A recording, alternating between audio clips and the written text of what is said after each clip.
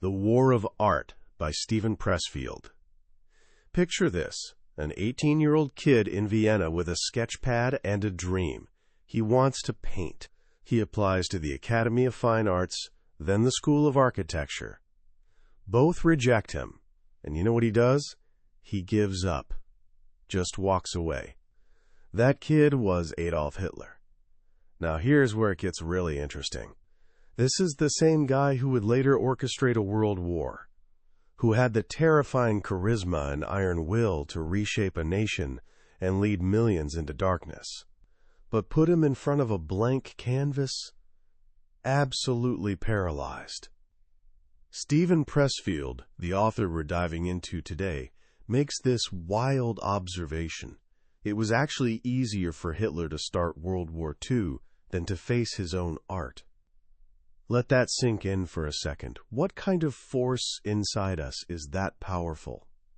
You've felt it too, haven't you?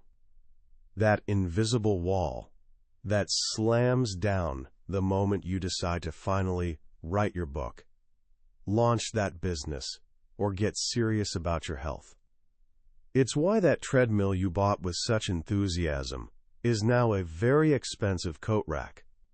It's why you quit the diet on day 3, keep putting off that uncomfortable conversation, and somehow never find time for the thing you claim matters most. There's this silent enemy lurking between the life you're living right now and the life that's still locked inside you, waiting to get out. Artists, entrepreneurs, creators of every kind have battled this force for centuries. But Pressfield finally did something brilliant. He gave it a name.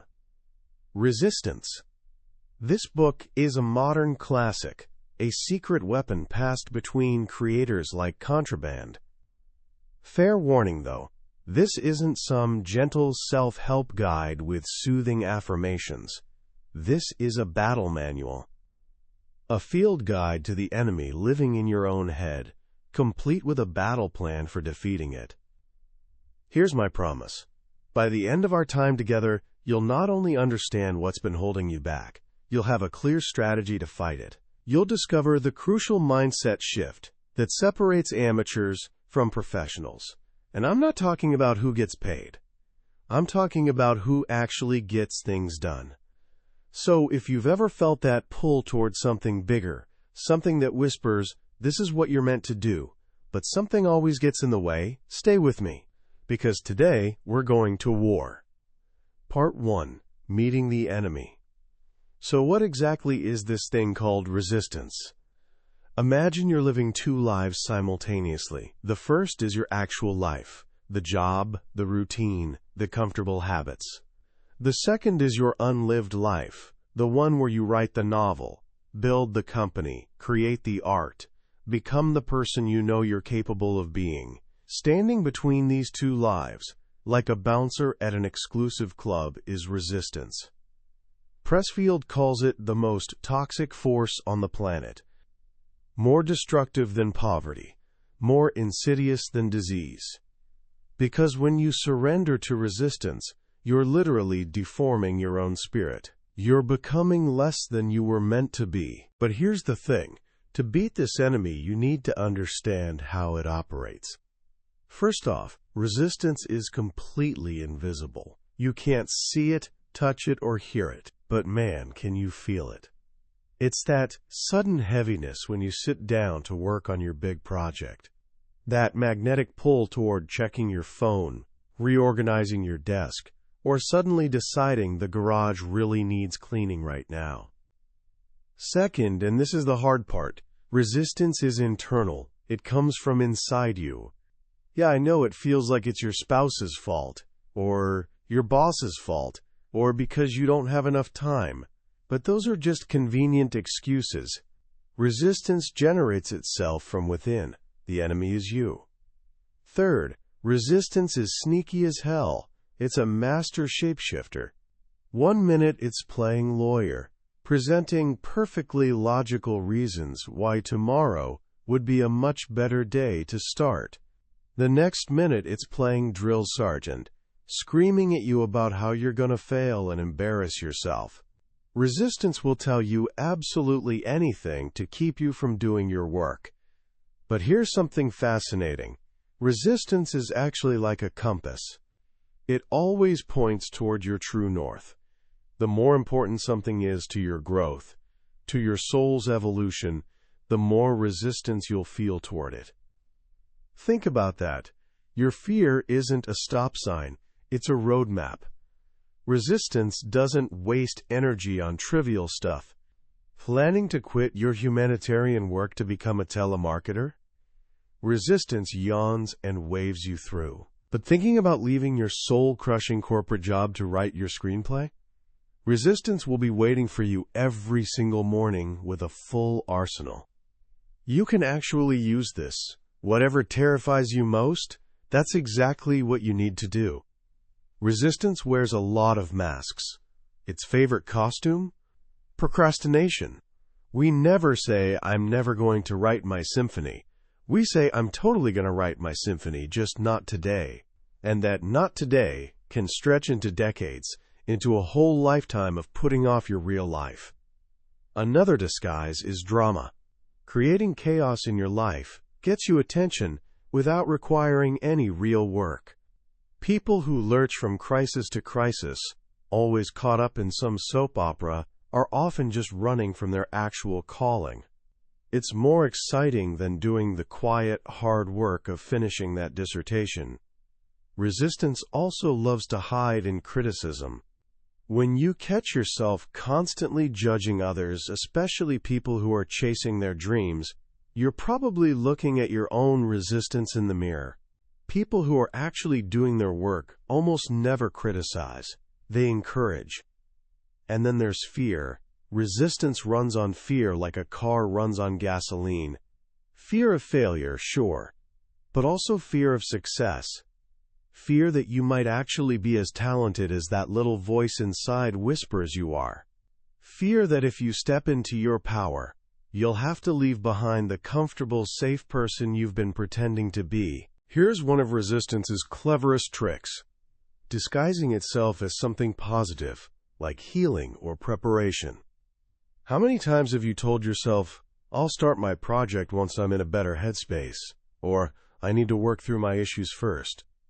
Pressfield doesn't pull punches here. That's just resistance wearing a therapy mask. The part of you that creates doesn't need to be healed first. That part is already whole. He tells this great story about hitting rock bottom in a cramped New York apartment. Finally, after years of running, he forced himself to sit at his typewriter and squeeze out a few pages of absolute garbage, which he immediately threw away. That was it. Nothing good came out. But then something weird happened. He walked to the kitchen, saw 10 days of dirty dishes piled in the sink, and suddenly had the energy to wash them. As he stood there with his hands in warm, soapy water, he realized he was whistling. He hadn't written anything worth keeping, but he'd faced the dragon. He'd done the work, and in that moment he knew everything was going to be okay. So that's the enemy, a shape-shifting, relentless, internal force of self-sabotage. It's the dragon guarding the treasure of your authentic life. The question is, how do you slay it? Part 2. The Battle Plan.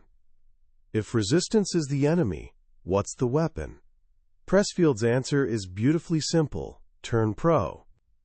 Now, he's not talking about getting paid. This has nothing to do with money or status.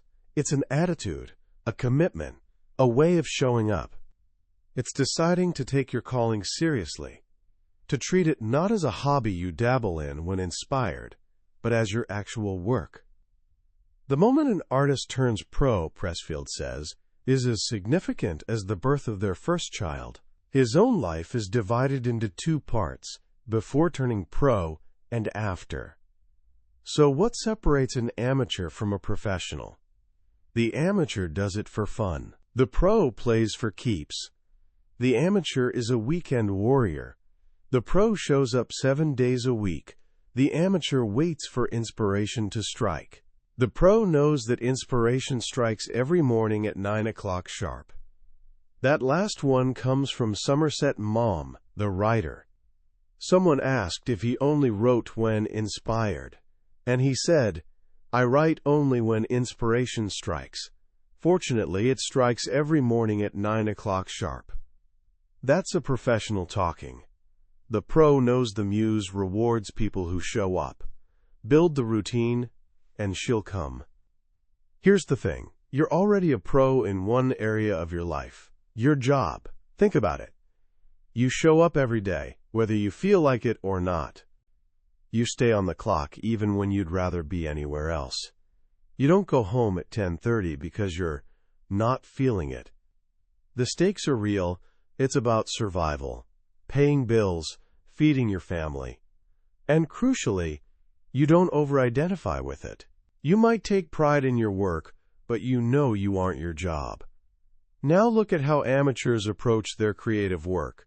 They don't show up consistently. They bail when it gets hard. The stakes feel abstract. And worst of all, they completely over-identify with it. I am a writer. I am an artist. Resistance loves this. Because if your entire identity is wrapped up in your novel, you'll be too terrified of it failing to ever finish it. The pro develops healthy detachment. He treats his work like work. Blue-collar, lunch-pail mentality. He punches in, puts in his hours, and doesn't obsess over whether it's brilliant or garbage. What matters is that he showed up and fought resistance for another day. Pressfield learned this the hard way. After 17 years of failed attempts at writing, he finally landed a professional screenwriting gig for a movie called King Kong Lives. He and his partner were convinced it would be huge. They even rented out a restaurant for a massive premiere party. The theater was empty. The review in Variety said they hoped those weren't their real names for their parents' sake. He was crushed, felt like a complete fraud whose life had been a waste. But then a friend cut through his pity party. "Are you gonna quit?" Pressfield said no. The friend replied, "Then be happy. You're where you wanted to be. You're in the arena. Stop complaining and be grateful." That's when it clicked. He was a pro. Not because he'd succeeded, but because he'd failed spectacularly and was ready to get back to work the next day. So what does the pro's life actually look like? A pro is patient. He knows resistance uses our own enthusiasm against us, tricking us into unrealistic timelines that lead to burnout. The pro knows it's a marathon, not a sprint. He settles in for the long haul. A pro acts despite fear. The amateur thinks he needs to overcome fear before starting. The pro knows fear never goes away. Like Henry Fonda, who threw up from stage fright before every single performance his entire career, the pro feels the terror and walks on stage anyway. A pro accepts no excuses. He knows resistance is like a telemarketer. If you even answer the phone, you're done. The pro doesn't pick up. A pro doesn't take failure or success personally. This might be the hardest lesson. The pro separates his ego from the work. The battle isn't with critics or audiences. It's with resistance in his own head. He can't let external opinions, good or bad, strengthen his internal enemy. A pro masters technique. He studies his craft, learns from those who came before, not because technique replaces inspiration, but so he's ready when inspiration shows up. And a pro endures adversity. Bad reviews, rejections, humiliations, they all just wash off. His creative core is bulletproof. He keeps his eye on the donut, not the hole. He knows it's better to be in the arena getting stomped by the bull than safe in the stands. Pressfield suggests thinking of yourself as a corporation, you, incorporated. The artist part of you is the employee. But you, the boss of your life, you're the CEO. The boss sets the schedule. The employee might get cocky after a good review, but the boss brings him back down. The employee might feel crushed by rejection, but the boss pats him on the back and says get back to work. This separation creates professional distance. You're not just you anymore. You're a pro. Why does this work? Why does resistance back down when you turn pro? Because resistance is a bully, and bullies have no real power. They feed on your fear. The moment you stand your ground, the moment you decide to become a pro who shows up regardless, the bully backs down. The pro just keeps coming, day after day, more stubborn than resistance itself.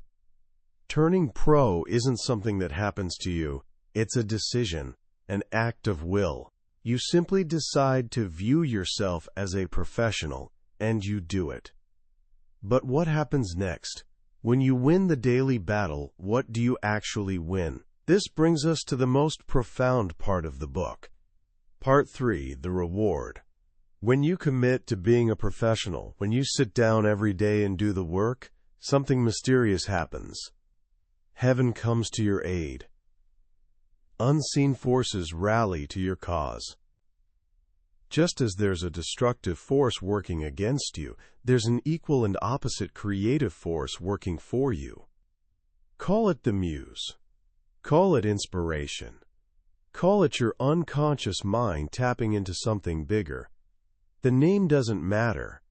What matters is recognizing these allies exist. The ancient Greeks understood this. They didn't believe creativity came from them.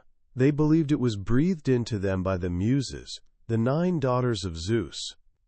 That's why Homer starts the Odyssey with a prayer. O divine poesy, goddess, daughter of Zeus, sustain for me this song. He's humbly asking for help from something higher than himself. Pressfield sees deep wisdom here. The act of starting, the commitment to doing the work, is itself a kind of prayer. It opens a channel to higher forces. He quotes explorer W. H. Murray. The moment one definitely commits oneself, then providence moves too. All sorts of things occur to help one that would not otherwise have occurred. When we make a start, a crack appears in reality. Angels congregate around us to help us give birth to who we're meant to be. To understand this deeper, he uses Carl Jung's model of the psyche, which has 2 main parts, the ego and the self. The ego is what we think of as I. It's our conscious, everyday mind trying to keep us safe in the material world. The ego believes death is real, that we're separate individuals, and that its job is survival. The ego likes things exactly as they are. It doesn't want evolution. This is resistance's home base. The self is much larger.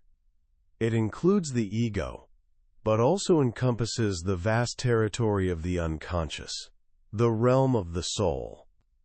The self believes death is an illusion, that all beings are connected, and that love is the supreme emotion. The self's deepest desire is to create, grow, evolve. This is where the muses live. The war of art is literally the battle between your ego and yourself. The ego hates the self. It hates when the writer sits at the keyboard because it knows that soul is awakening to something higher. The ego knows the more awake you become, the less you need it. So it produces resistance to attack you and keep you small. This brings us to one of the book's most powerful concepts: hierarchy versus territory. In the animal kingdom, individuals find security in one of 2 ways: through rank in a hierarchy, a pecking order, or through connection to a territory, a home turf. Humans do the same. The hierarchical orientation is our default setting. We're trained from birth to define ourselves by others' opinions. High school is the ultimate hierarchy. You know exactly who's cool, who's not, and where you fit. When you live in a hierarchy, you're constantly comparing yourself, competing for status. Your happiness depends on your rank.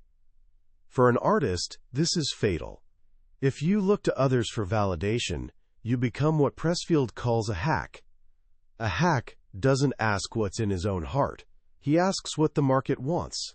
He writes what he thinks will sell, not what he believes matters. He's betrayed his muse. The professional operates from the second orientation, territorial. A territory is your sacred space, your craft, your work. For Arnold Schwarzenegger, it's the gym.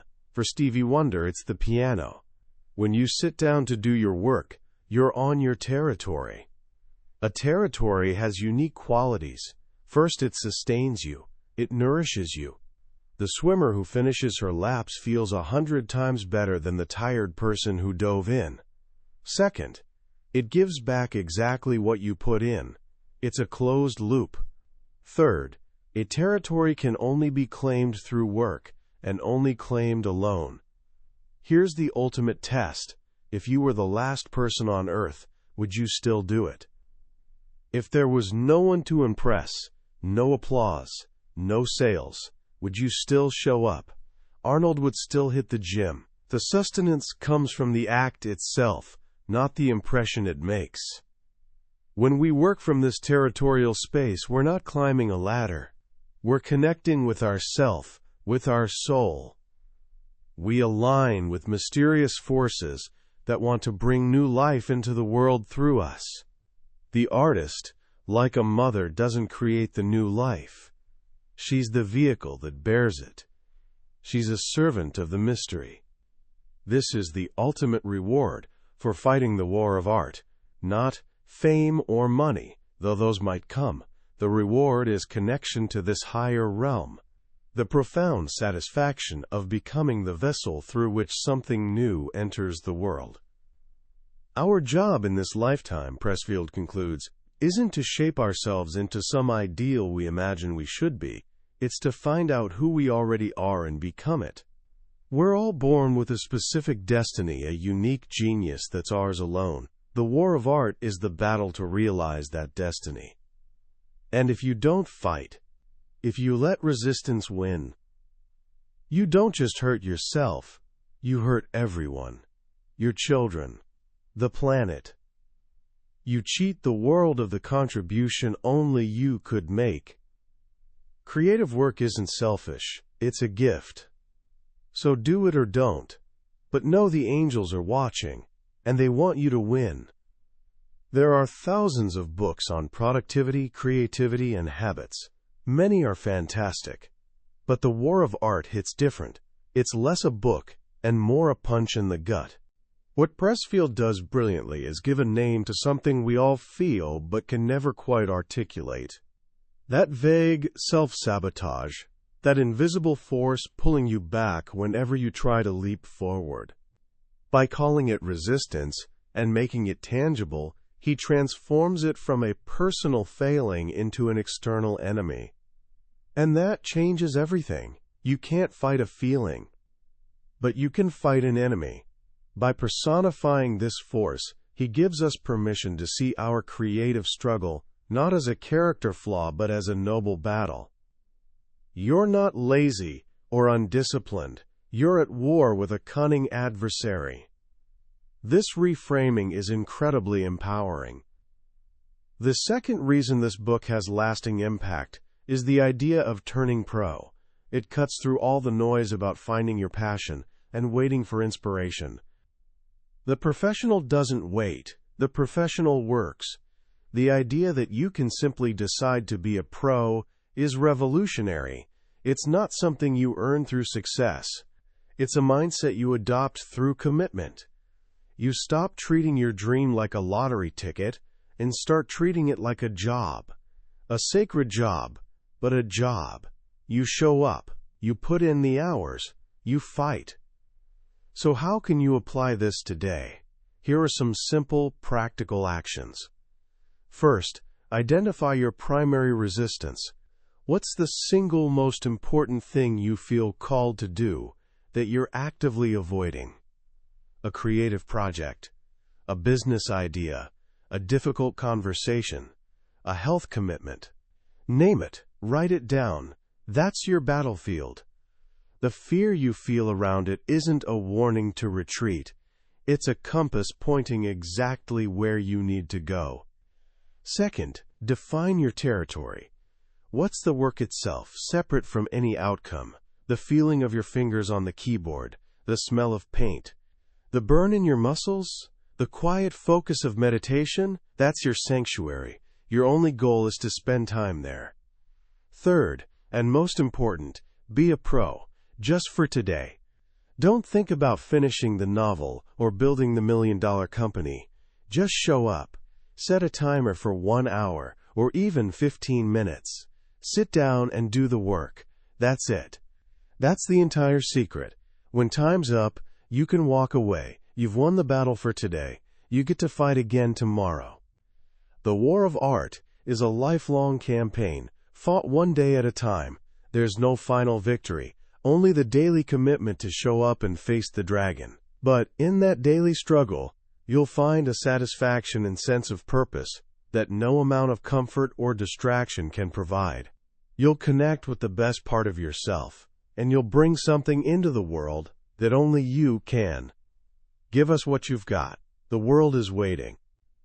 That was a deep dive into the war of art by Steven Pressfield. But here's the truth. A summary, no matter how detailed, is like looking at a photograph of a feast. You can see what's on the table, but you can't taste the food. The real power of this book is in how Pressfield's words hit you, line by line. It's a book to keep on your desk and read over and over. If anything we've discussed sparked something in you, grab a copy. The link is in the description. If this journey through a powerful idea was valuable, hit that subscribe button so you don't miss our next exploration into another life-changing book. Your support helps us continue this mission of learning and growing together. Thanks for listening.